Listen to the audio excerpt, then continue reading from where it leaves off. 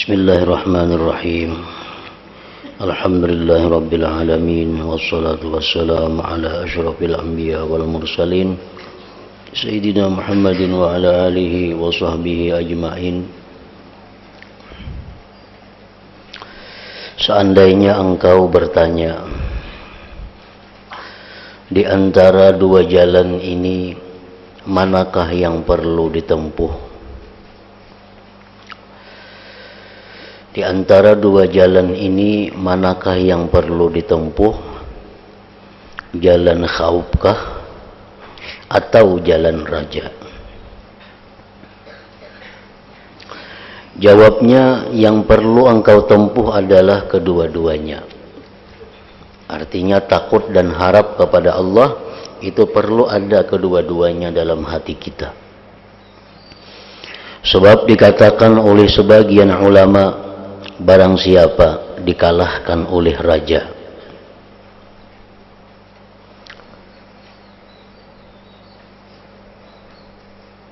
terlalu mengharap tidak ada raja, tidak ada khaufnya lagi, maka orang itu akan menjadi golongan murji'ah. Bahkan dikhawatirkan akan menjadi golongan kharami. Dan kalau orang itu dikalahkan oleh khauf, orang ini sangat takut kepada Allah sehingga hilang rajanya, maka ia bisa menjadi golongan haruriyah.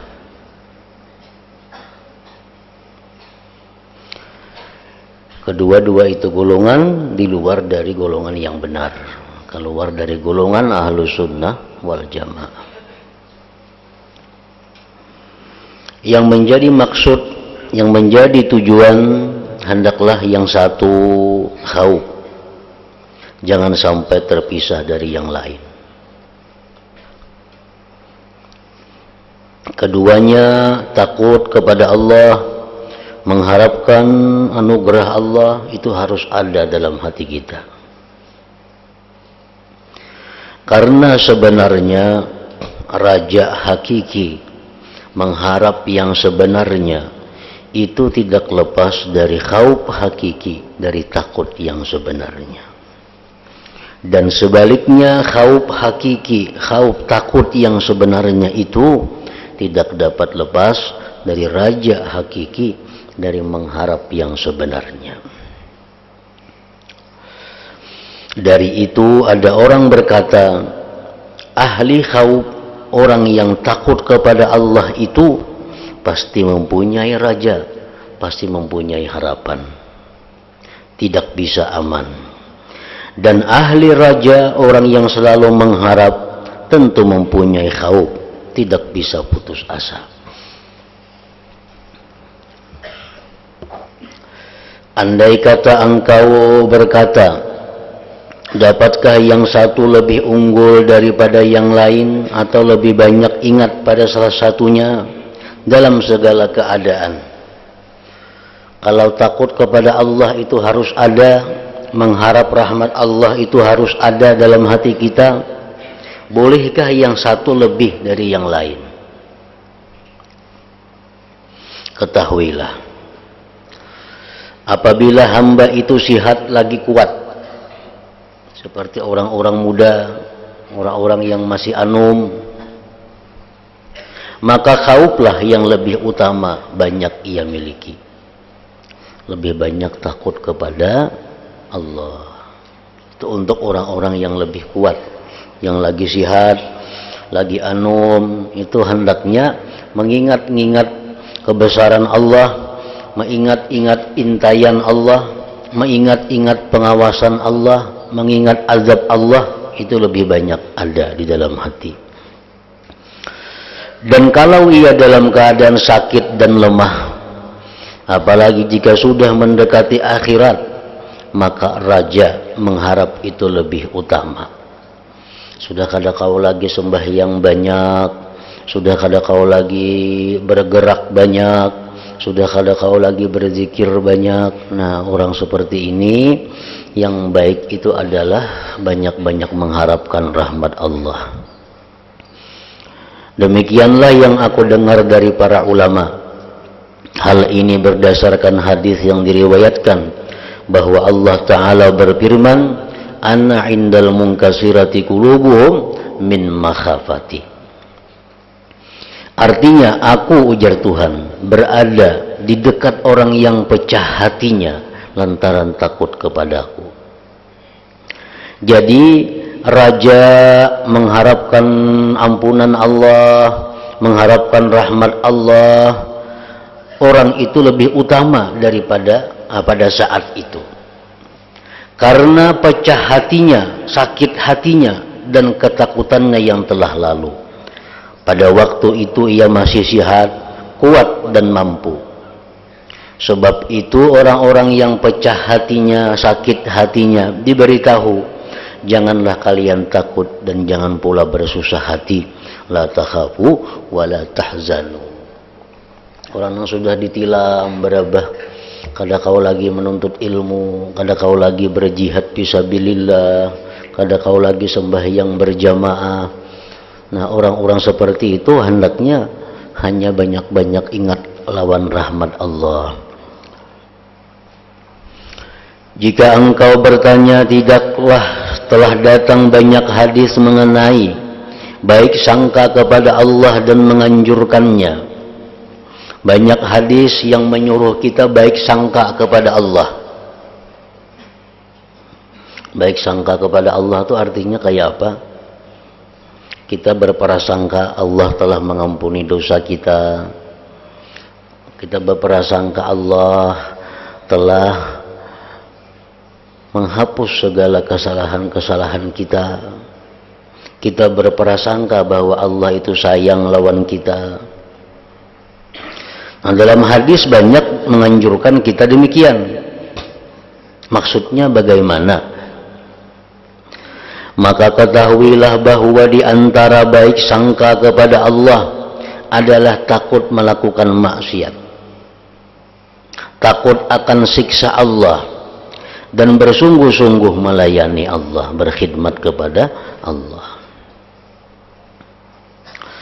Ketahuilah pula bahwa dalam masalah ini terdapat patukan, pedoman yang kuat dan faedah agung yang sebagian banyak orang keliru, yaitu perbedaan antara raja mengharap dan umniyah angan-angan.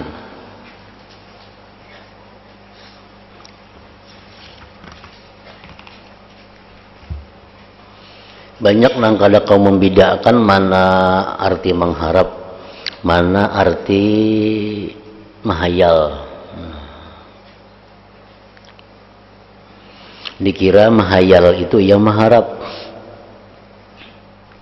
Raja mengharap bertempat pada satu dasar.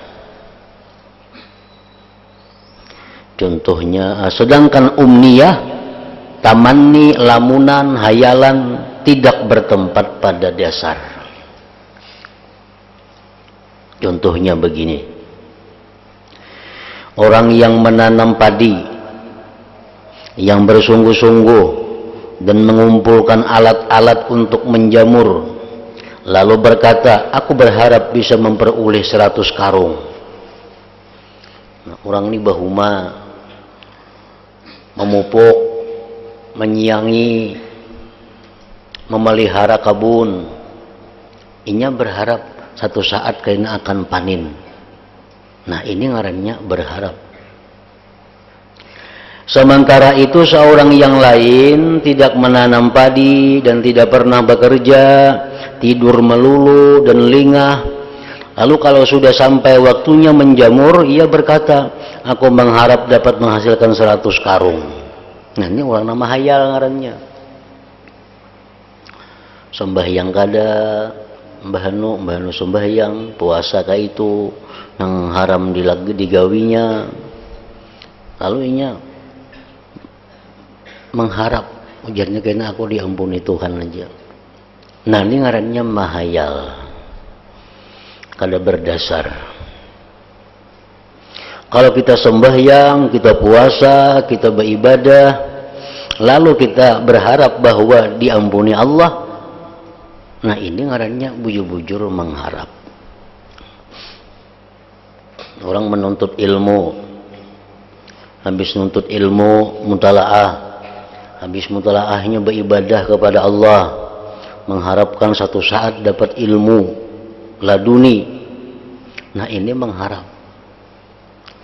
Ini orang nang mengharap. Orang nang belajar kada karuan, mutalaah kada karuan, beribadah kada karuan, mengharap satu saat diberi Allah ilmu laduni. Nah ini mahayal ngarannya. Mahayal, maangan-angan.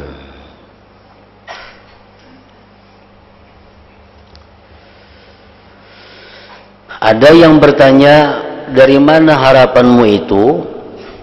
Incam di mana mengharap? Bertanam kada, merumput kada, memupuk kada. Ini namanya umniyah. Umniyah itu pengharapan yang tidak berdasar. Mencari kada, berusaha kada, mengharapkan satu saat kaina duit gugur di langit. Nah itu mahayal ngarannya. Begitu juga hamba apabila ia sungguh-sungguh beribadah kepada Allah dan menjauhi maksiat, maka ia boleh mengatakan, aku mengharap semoga Allah berkenan menerima sedikit amal dariku. Mudah-mudahan Allah menyempurnakan kekuranganku, memberikan ganjaran sebesar-besarnya kepadaku, mengampuni kesalahan-kesalahanku, dan aku berbaik sangka kepada Allah. Ini namanya raja. Itu ngaran berbaik sangka lawan Tuhan. Sudah kita beribadah, menjauhi nang haram, lalu kita berbaik sangka kepada Tuhan. Tuhan mengampuni dosa karena aku sudah beristighfar, sudah tobat. Nah Tuhan mengampuni dosa-dosaku. Berbaik sangka seperti itu disuruh. Amun bertobat kada, beristighfar kada, lalu inya berkata Tuhan tuh maha pengampun, ada apa-apa aku diampuninya aja. Nah ini ngarannya mahayal. Mahayal. Adapun orang yang lalai beribadah, meninggalkan taat, melakukan berbagai maksiat, tidak memperdulikan kemurkaan Allah, tidak mengharapkan keridhaan Allah, tidak menghiraukan janji Allah, dan mengabaikan ancaman Allah, lalu tiba-tiba mengharapkan dari Allah diberi surga dan selamat dari neraka, maka yang demikian itu adalah umniyah yang tidak ada faedahnya. Sedangkan orangnya mengira bahwa itu adalah raja dan husnuzan, nya menyangka baik sangka lawan Tuhan jadinya. Maksiat digawi terus, aku baik sangka gitu Tuhan tuh mengampuni ya kaina. Nah itu mahayal.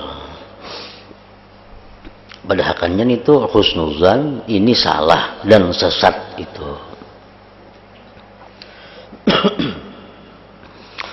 Arti semacam ini dibuat syair oleh seorang penyair. Tarjun najata walam tasluk masalikaha, inna safinata la tajri 'alal yabasi. Engkau mengharapkan selamat tetapi tidak menempuh jalannya. Sungguh perahu itu tidak dapat berjalan di atas daratan yang kering.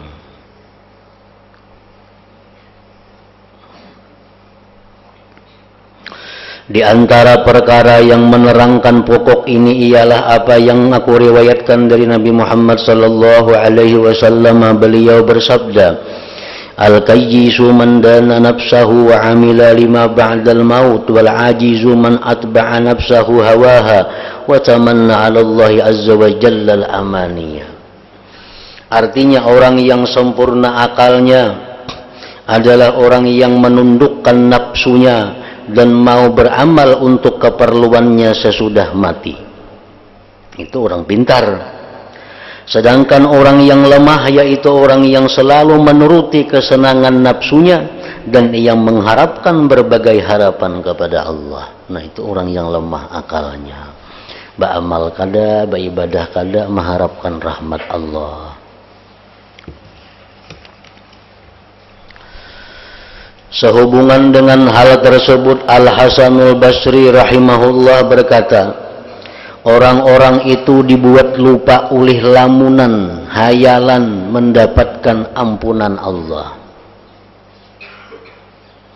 hingga mereka keluar dari dunia dalam keadaan bangkrut, tidak memiliki kebaikan. Lalu di antara mereka ada yang berkata, aku telah berbaik sangka terhadap Tuhanku. Orang ini dusta. Seandainya ia berbaik sangka terhadap Allah, tentu ia membaguskan amal demi Allah. Kemudian Al-Hasan membaca firman Allah Ta'ala, "Faman kana yarju liqa'a rabbih falyamal 'amalan shalihan." Artinya, barang siapa mengharapkan bertemu dengan Tuhannya, maka hendaklah ia beramal dengan amal yang baik. Dan ayat wa dzalikum dhannukumul ladzi dhanantum li rabbikum ardaakum fa asbahtum minal khasirin. Artinya, yang demikian itu adalah prasangkaan kalian yang kalian sangka terhadap Tuhan kalian. Persangkaan itu merusak kalian sehingga kalian menjadi orang-orang yang merugi. Mbak ibadah kada, mbak amal kada, inya menyangka Tuhan tuh maampuni aja kaina. Tuhan tuh kena memberi pahala aja.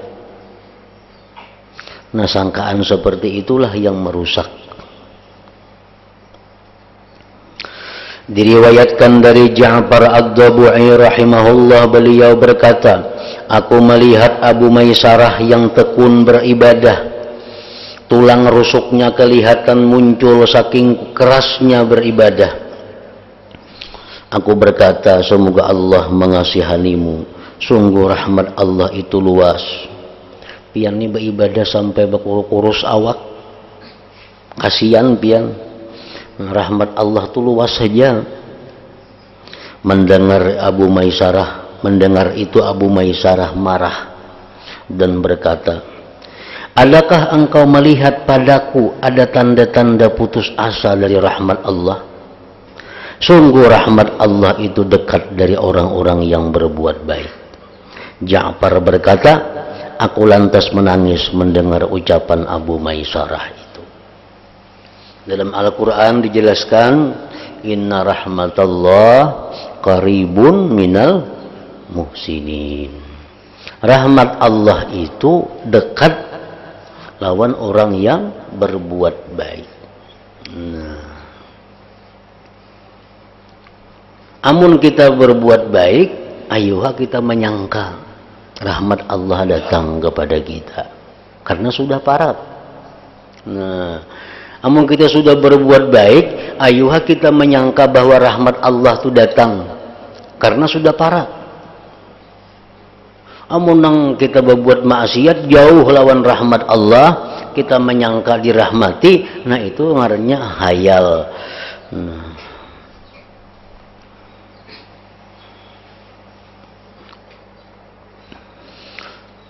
apabila semua rasul, para wali abdal dan para wali lainnya sedemikian rupa kesungguhannya dalam taat dan menghindari maksiat, lagi pula tetap bertahan, maka apa kata engkau?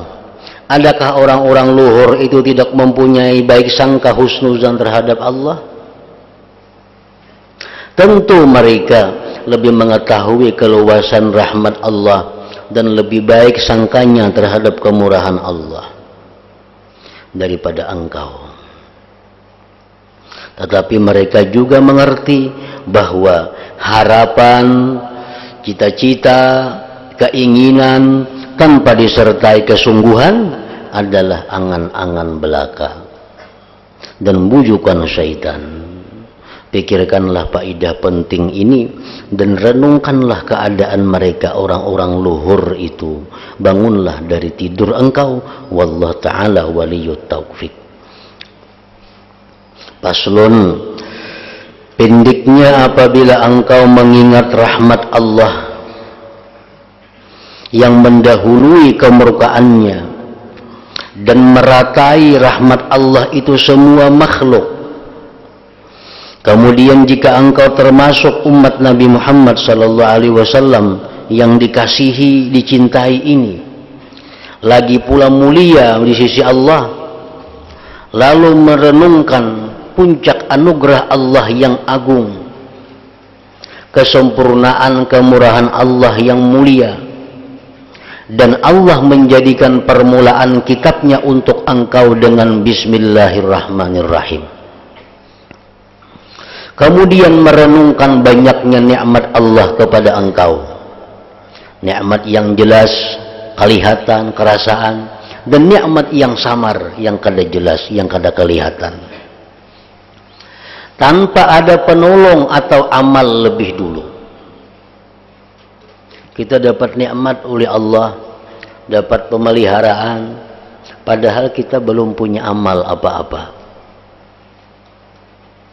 Dan engkau mengingat dari sisi lain kepada kesempurnaan sifat kemegahan Allah beserta kekuasaan Allah dan kemegahannya, lalu merenungkan hebatnya murka Allah yang langit bumi tidak kuat menghadapinya. Kemudian engkau mengingat bersangatannya kelalaian engkau, banyaknya dosa engkau dan keingkaran engkau,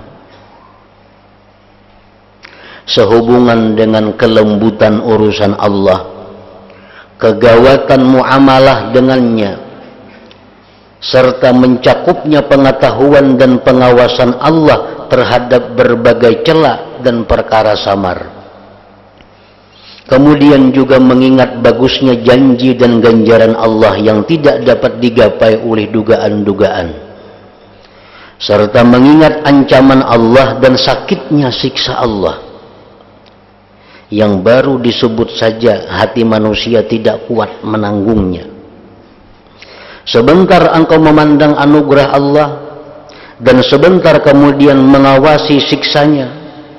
Sebentar engkau melihat balas kasihnya, dan sebentar kemudian engkau memandang kepada keingkaran dan kesalahan engkau. Maka jika engkau melakukan semua itu, tentu akan menimbulkan rasa takut khauf dan sekaligus harap raja. Jadi ini adalah contoh pelajaran yang diberikan oleh Imam Ghazali kepada kita, bagaimana supaya kita bisa mengumpulkan antara mengharapkan rahmat Allah dan takut kepada Allah. Caranya itu adalah mengingat-ingat itu. Bila kita ingat rahmat Allah yang luas, bila kita ingat anugerah Allah kepada hambanya, maka di situ dalam hati kita ada timbul harapan untuk dapat rahmat itu. Tapi kita jangan hanya mengingat-ingat itu, ingat juga kesalahan kita. Kita disuruh mengingat kelengahan kita, kita disuruh mengingat lalai kita, kita disuruh mengingat maksiat kita disuruh mengingat menyalahgunakan nikmat Tuhan, kita disuruh mengingat durhakanya kita kepada orang tua, kita disuruh mengingat segala macam perbuatan jahat. Nah, dari situ timbul kita takut kepada Allah. Nah, dari situ timbul kita takutan lawan siksa Allah. Nah, jadi mengingat-ingat dua perkara itu adalah jalan yang mesti kita tempuh. Sembahyang umpamanya. Nah, dalam sembahyang itu kita ingat, kita berwudu, kita bertakbir, kita membaca doa ini, kita membaca Fatihah, kita membaca macam-macam. Nah, di situ kita berharap dapat rahmat Allah. Karena ada hadis Nabi bang, bila baudu baik, baudu macam ini, dosa-dosanya keluaran semuaan dari tubuhnya. Kan ada hadis Nabi seperti itu.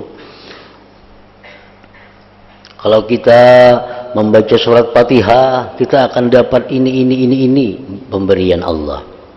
Nah, ba'udu sudah kita laksanakan, Fatihah sudah kita baca, lalu kita bisa berharap dapat rahmat, dapat anugerah-anugerah Allah. Bila kita ingat pulang bahwa waktu kita baca Fatihah itu hati kita banyak lupa kepada Allah. Waktu kita baca Fatihah hati kita kemana? Waktu kita membaca doa iftitah hati kita kemana? Nah, di situ timbul pulang dalam hati kita takutan kalau bacaan kita itu kada disukai Allah. Kalau tingkah laku kita itu dimurkai Allah, ada pulang takutnya. Nah, jadi kedua-duanya itu mesti ada di dalam hati kita. Bila kawa demikian, engkau telah menempuh jalan besar yang berada di tengah-tengah dan menyimpang dari dua jalur yang merusak, yaitu rasa aman dari makrullah dan putus asa dari rahmat Allah. Jangan sekali-kali kita beranggapan bahwa kita ini sudah ke surga karena abah kita orang wali umpamanya. Jangan kita beranggapan kita ini sudah pasti ke surga karena kita ini umat Nabi Muhammad. Kada mesti, karena banyak umat Nabi Muhammad yang masuk neraka. Nah, itu ngarannya jalan yang salah amun ka itu kita. Jangan juga putus asa. Aku ini sakada harapan lagi sudah ke surga, kebanyakan dosa. Aku ini kada ada harapan lagi sudah baik, sudah katuhaan, kada kau lagi nuntut ilmu, kada paham lagi. Kada, jangan juga itu. Putus asa ngarannya. Engkau tidak sesat bersama orang-orang sesat, tidak mengalami kerusakan bersama orang-orang yang rusak, dan engkau minum minuman campuran lagi pula berada di tengah-tengah. Nah, bila kita kawa mengumpulkan antara takut dan raja itu. Jadi engkau tidak mengalami kerusakan sebab dinginnya raja yang murni, dan tidak pula rusak lantaran panasnya khauf yang murni. Seolah-olah aku melihat engkau telah sampai pada tujuan dengan memperoleh keuntungan, dan engkau sihat sembuh dari dua penyakit dengan selamat. Penyakit apa? Penyakit yang tadi, penyakit maangan-angan, penyakit putus asa. Nah, kebanyakan kita ini penyakit maangan-angan. Kita ini merasa sudah Islam, kita ini merasa sudah menuntut ilmu, kayaknya perasaan kita ini mati asa ke surga. Nah, itu perasaan yang luput. Lain baik sangka itu ngarannya. Itu ngarannya mahayal. Orang Islam yang menuntut ilmu, mengamalkan ilmu, rajin beribadah, menjauhi yang haram, nah itu ayuh anak baik sangka dimasukkan Tuhan ke surga.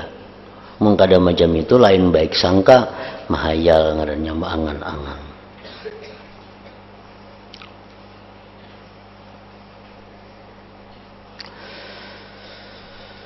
Engkau menemukan nafsu engkau telah bergairah melakukan taat. Kenapa bergairah melakukan taat? Karena ingat rahmat Allah. Mendekat untuk berkhidmat kepada Allah Ta'ala siang malam tanpa kendur dan lengah. Engkau bisa menjauhi perbuatan maksiat serta perkara-perkara hina, dan engkau dapat meninggalkannya sama sekali karena engkau takut kepada Allah Subhanahu wa Ta'ala. Sebagaimana dikatakan oleh Nauf Al-Bikali, sungguh Nauf ini apabila ingat surga lama rindunya, dan kalau ingat neraka hilang tidurnya.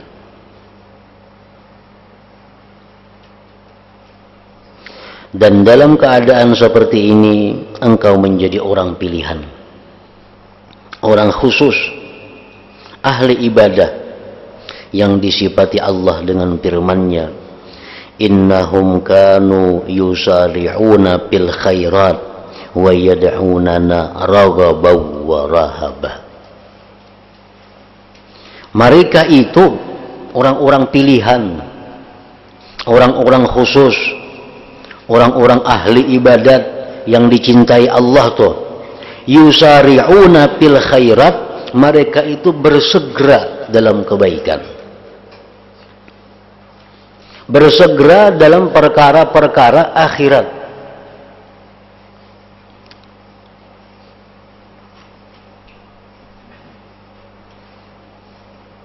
Kada mau menunda artinya. Seperti yang seringkali diungkapkan, jadilah engkau dalam urusan akhirat seolah-olah engkau esok mati. Jadilah engkau urusan akhirat itu seolah-olah esok mati. Jadi mesti hari ini dilaksanakan. Hendak bersedekah hari ini, jangan esok. Hendak tobat hari ini, jangan esok. Hendak memperbaiki diri hari ini, jangan esok. Karena esok engkau sudah mati. Jadilah engkau dalam urusan agama, urusan akhirat itu seolah-olah esok mati. Itu artinya yusari'un fil khairat. Dan dalam urusan dunia, jadilah engkau seolah-olah hidup selama-lamanya. Kun urusan dunia ayo esok kalau apa. Urusan kaina minggu digin. Urusan hendak membuka perusahaan, hendak membuka usaha, memperbanyak bisnis, kaina esok-esok kada apa-apa, atau minggu kaina kada apa-apa, karena seolah-olah kita urusan dunia ini hidup sepanjang masa. Tapi kalau urusan akhirat seolah-olah esok mati, artinya jangan ditunda-tunda. Innahum yusari'una fil khairat, mereka itu bersegera dalam kebaikan. Wa yad'unana, dan mereka berdoa kepada kami. Berdoa kepada kami.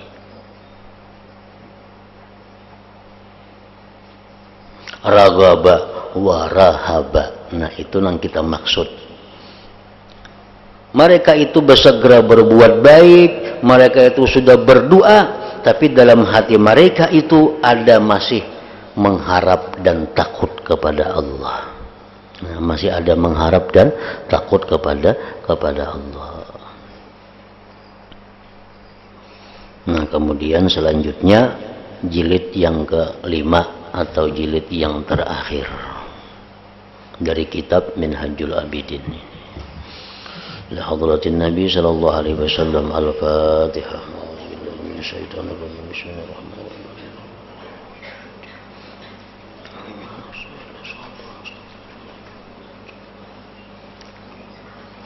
Bismillahirrahmanirrahim. Alhamdulillahirabbil alamin. Allahumma shalli wa sallim ala sayyidina Muhammad wa alihi wa sahbihi ajma'in. Allahumma ighfir lana ma akhta'na wa ma ta'ammadna wa ma asrarna wa ma a'lanna wa ma asrafna wa ma anta a'lam bihi minna. Antal muqaddimu wa antal muakhiru, la ilaha illa anta. Allahumma anfa'na bima 'allamtana wa 'allimna ma yanfa'una wa zidna fahman wa ilman wa amalan wa hudan wa taufiqan bi rahmatika ya arhamar rahimin. Sallallahu ala sayyidina Muhammad wa alihi wa sallama walhamdulillahi rabbil alamin.